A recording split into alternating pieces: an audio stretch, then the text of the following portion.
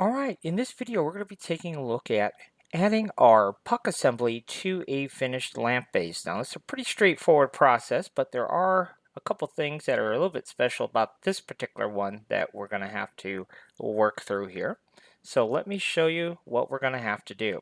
So the first thing that we do is we take this assembly and just put it up here where our lamp is going to go. So then what I like to do is I like to go look at it straight down from the top here, and then I can move this piece dead center of where I want it to be here on my lamp.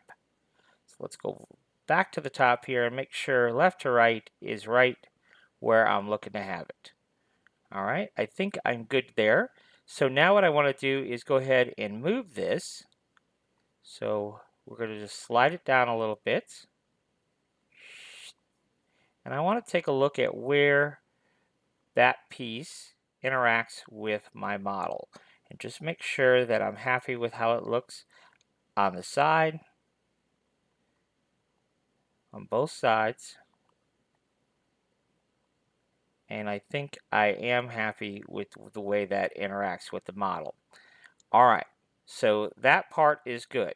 So now what I'm going to do is go ahead and select, alt-click on this lamp piece, and we're just going to go ahead and discard that, and then we're going to move this piece here, we're going to move it back up a little bit. Okay, so there we go. So now what we're going to do is we have to cut a hole in our lamp base here. And so in order to do that, what we have to do is we have to alt click here or just click on this piece and then shift control the lamp assembly and merge those two together. Then we alt click on the cylinder and we can move it to our finished Z height of 40, and we're using 40 because our lamp base is at 80, and now you can see it's the same front to back. So now what we're going to do is we're going to go ahead and select this and do a mesh boolean. So we're going to go to subtraction, push everything over here to our left, scroll all the way down to the bottom here. We just need our cutter, and we'll go ahead and keep the original, and we'll choose execute. This little progress bar is new in this version of Bambu Studio. It's kind of nice. And now we have our result. Now I do like to move the cylinder and make sure that we do in fact have a hole, and we do, so that's good. Sometimes it will not do a proper boolean, and if we right click and choose fix model and then do the boolean, then usually it will work as intended. So that is stage one. Let's go ahead and add a new build plate here. And what we're going to do is we're just going to go ahead and copy and paste. So I literally just hit Control C, Control V over to a new build plate here. We will go ahead and move our prime tower out of the way. All right, and so now what we can do is we need to go ahead and get an XY position of my lamp assembly here. So we're going to go ahead and click right here, alt click on the side here.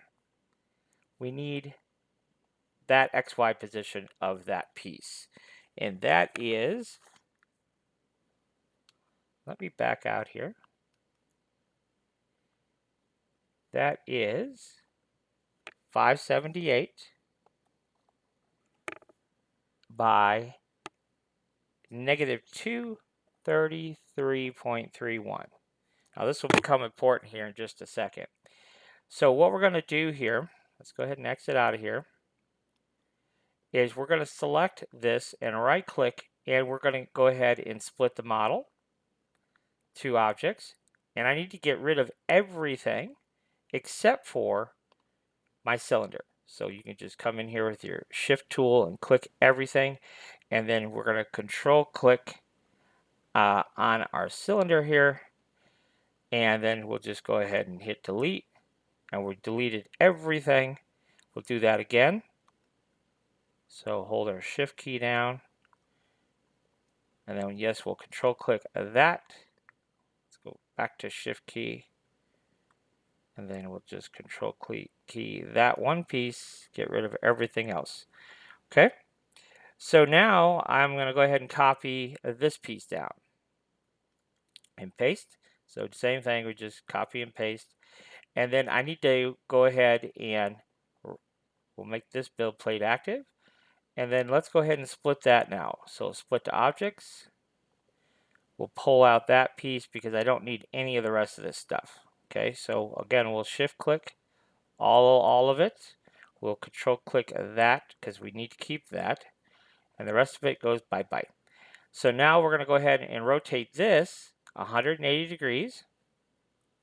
And the reason we have to flip it is because we're printing our lamp face down. So I need this to quote unquote be face down as well.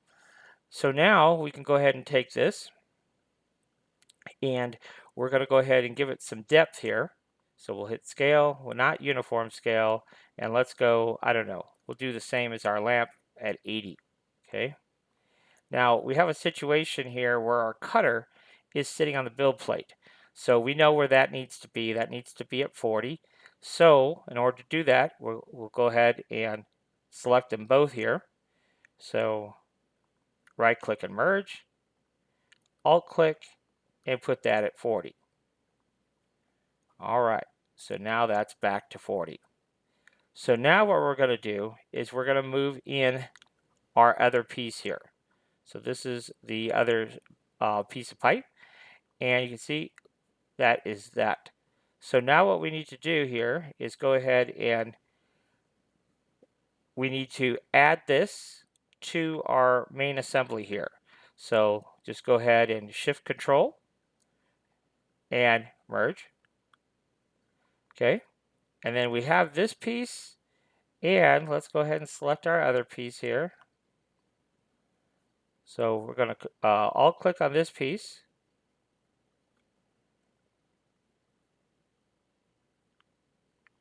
and then we're going to control click on this piece too. And when you have those two pieces together, we can click on this to the assemble tool. So we're doing a face-to-face assembly. So on face 1, that's going to be your anchor. So we want to make sure we select our post cutter for that, and then center coincidence. And now you can see that those two are all centered up just like we need. All right, so let's back out of there. So now all of that is exactly the way we need it. Now what I want to do is I just want to alt click on my lamp pipe here and move it into my lamp where I want it to be. Okay, so it might be something like that. Wherever you want it to be. Now we are going to have to move this piece into position. I kind of forgot about that because it's like, whoa, wait a minute, something's not right. But it's easy enough to do. So in the X position, it was 578. And in the Y position, it was negative 233.31. That's why I jotted those numbers down. So now you'll see we get the expected result. Yes, I'm very happy with that. So now we can come in here and we will delete.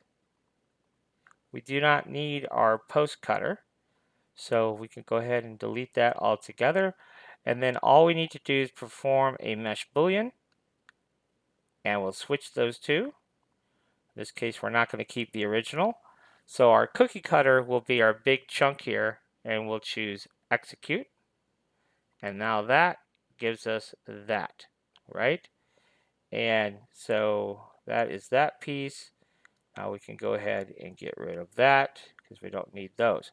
So now all we have to do is center these two pieces up, okay? And so that's pretty easy to do because we can just go to the move tool. You see we're at 467.68. So if we do the same thing, 467.68, and then I know that is, we're going to go ahead and select both of those and we will merge those together. And then the Z height here has to be 26. Okay, and then we can go ahead and move this till it touches, just like that.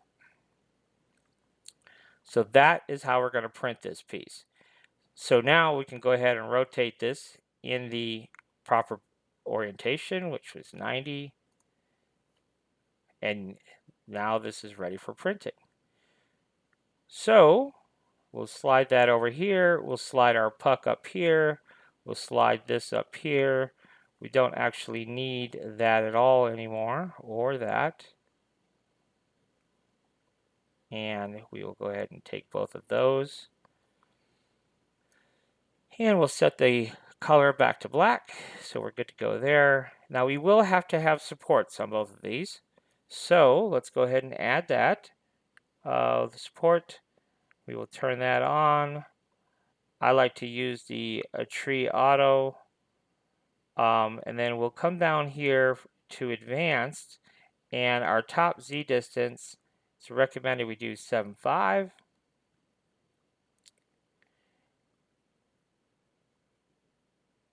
And our top interface spacing, maybe 6. Okay. And that will just make our supports just a little bit easier to remove. And then over here, we don't need this anymore.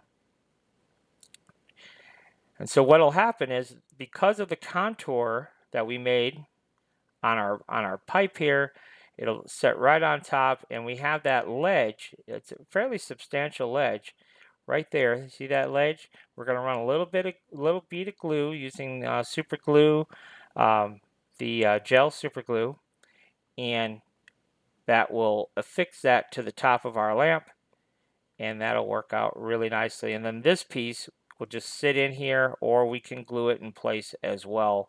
We can either use the gel super glue or I really like the Gorilla Glue Clear is really good as well.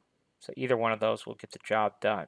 So anyhow, that is how I would go about adding the puck assembly. So pretty straightforward process.